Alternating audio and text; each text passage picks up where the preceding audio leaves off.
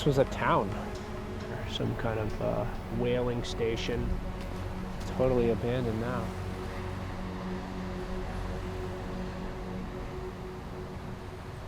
Look at this. This is what I've been looking for right here.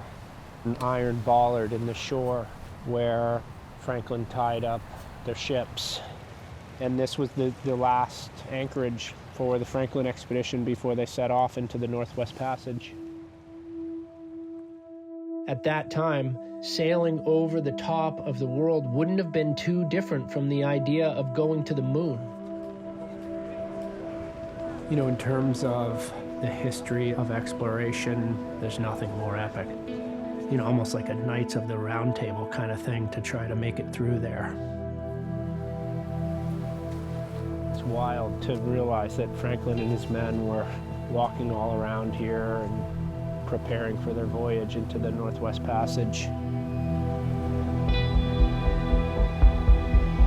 From here, the ice gauntlet begins.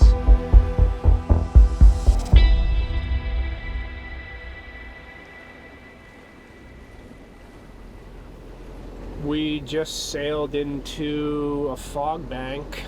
This is really, really thick, so I can see about a boat length, and the water is filled with chunks of ice. The radar shows the big stuff, it shows the bergs, but it doesn't show the small stuff, it doesn't show the growlers, and the growlers could tear the boat in half.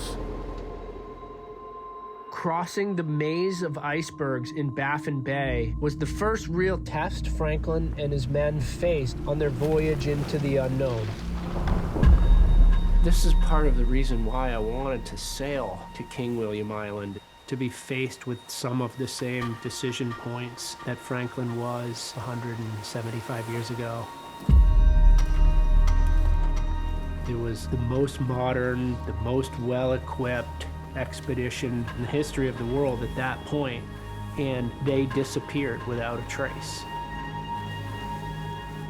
The best way to describe kind of what it's like out there is, I would call it a savage wilderness.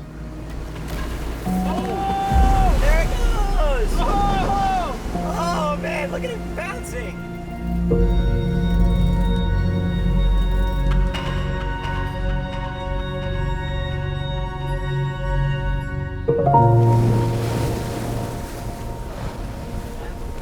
We can see land! It is. Woo! I have to say, I really like the place where the land and sea meet, especially when there's mountains involved.